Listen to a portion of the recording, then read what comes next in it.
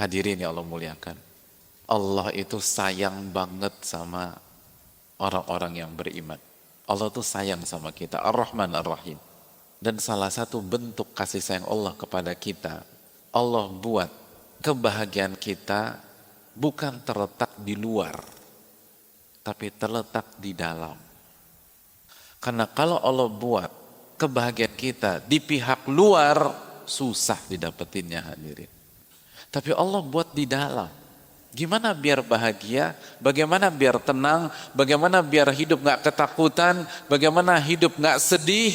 Allah berfirman dalam surat Ar-Ra'd ayat 28, Ala bidzikrillahi tatmainnul qulub. Ketahuilah, dengan mengingat Allah, hati menjadi tenang. Hati menjadi tenang. Ala bidzikrillahi tatmainnul qulub. Ketahuilah, dengan mengingat Allah, hati jadi tenang. Kalau ketenangan kita terletak pada teman nongkrong kita, bagaimana kalau kita lagi ada masalah, lalu mereka nggak ada yang nongkrong, repot kita hadirin.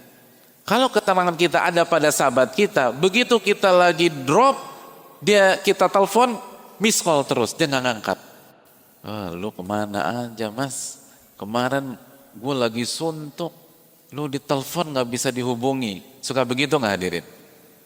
Coba jujur aja, jujur. Ini salah hadirin sekalian.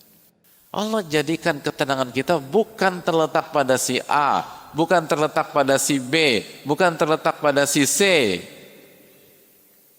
Tapi Allah jadikan ketenangan kita pada zikir yang dilakukan oleh lisan, hati, dan perbuatan tangan kita. Itu kasih sayang Allah kepada kita. Sehingga kapanpun, sesulit apapun, lagi kaya atau lagi miskin pun, kita tetap bisa hidup bahagia dan tenang di dunia maupun di akhirat. Coba kalau Allah kaitkan ketenangan kita pada uang. Begitu kita punya uang, kita happy.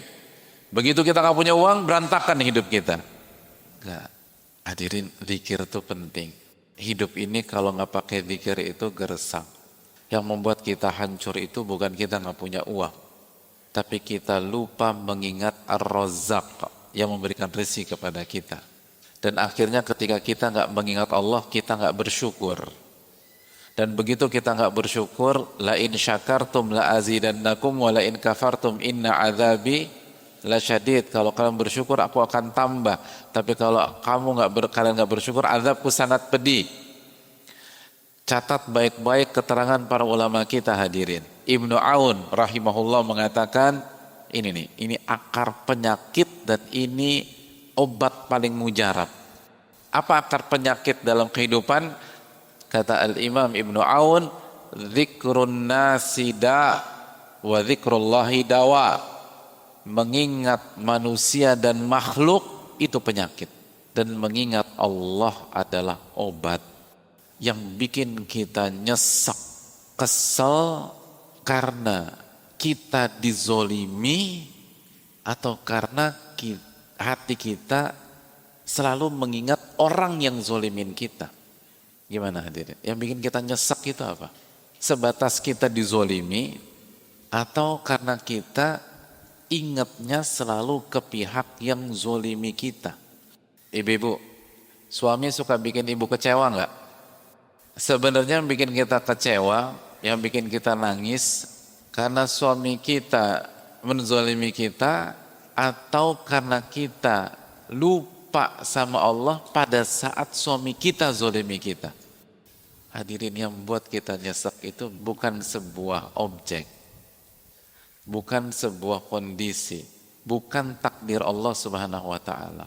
Tapi yang membuat kita hancur adalah pada saat itu terjadi kita lupa sama Allah. Ibu-ibu, siapa salah satu wanita yang paling baik, bahkan kata Nabi SAW sempurna, yang pernah hidup di peradaban umat manusia? Pernah dengarkah kita tentang sosok yang bernama Asia? Ibu-ibu pernah dengar Asia? Saya ingin tanya sama ibu-ibu sekalian, Asia itu suaminya zolim apa enggak? Zoliman mana? Suaminya Asia atau suami ibu-ibu? Bu, sezolim-zolim suami ibu-ibu, insya Allah lebih zolim suaminya Asia. Ini suami Asia itu namanya Fir'aun. Saking zolimnya nggak ada yang kasih nama anaknya Fir'aun tuh nggak ada. Itu udah simbol kezoliman itu loh. Tapi bacalah riwayat bagaimana Asia tetap tersenyum ketika disiksa oleh suaminya sendiri. Kok bisa senyum? Kok bisa mengerjakan hal yang seaneh itu? Jawabannya apa hadirin sekalian? Karena pada saat suaminya menyiksa dia, beliau ingat sama Allah. Hadirin yang Allah muliakan, apa kata Allah Subhanahu wa taala tentang Asia?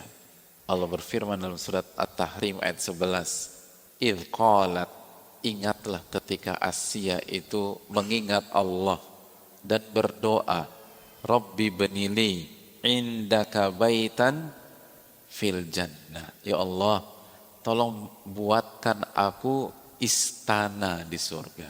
Wa najjini min fir'auna wa amalihi, dan selamatkan aku dari Fir'aun dan bala tentaranya dan amal perbuatannya.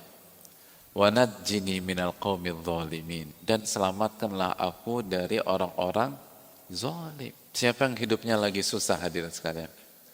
Sesusah-susah hidup kita sekarang, mana yang lebih susah, hidup kita atau Bilal bin Rabah?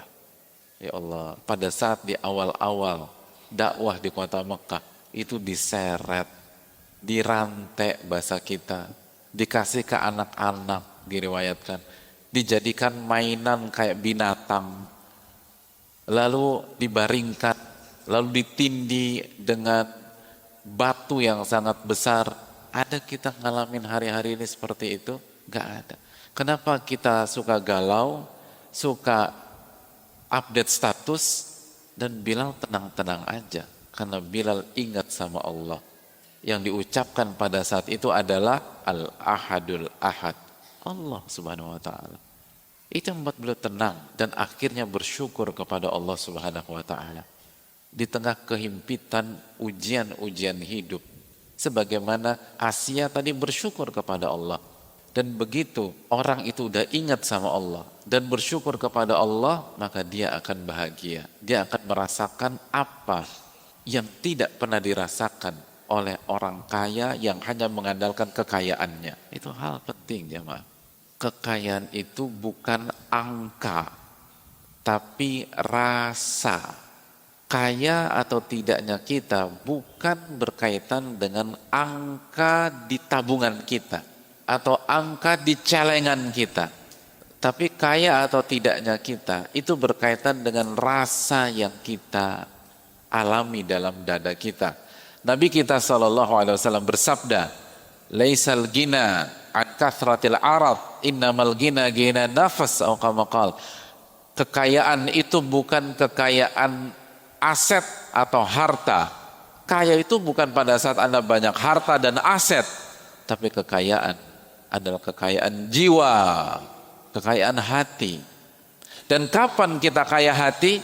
Pada saat kita ingat kepada Allah, lalu orientasi kita menuju akhirat. Dan pada saat itu kata Nabi SAW, "Wa ja'alal ghina fi qalbihi." Allah akan masukkan kekayaan ke dalam hatinya.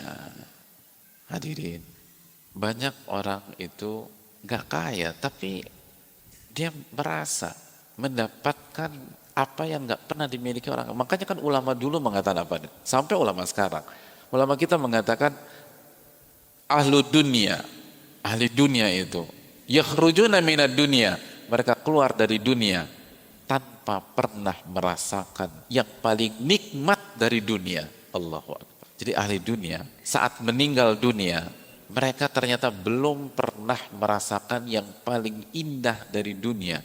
Itu ironi hadirin. Apa yang paling indah dari dunia? Kata para ulama, ma'rifatullah, mengenal Allah Subhanahu wa ta'ala. Dan dengan kita mengenal Allah, kita jadi bersyukur kepada Allah. Dan ketika kita bersyukur kepada Allah, Allah akan tambah nikmat kita. Allah akan tambah nikmat kita. La in syakartum la azidannakum. Kalau kalian bersyukur, aku tambah. Dan kalau kalian tidak bersyukur, inna adzabi lasyadid. Azabku sangat pedih.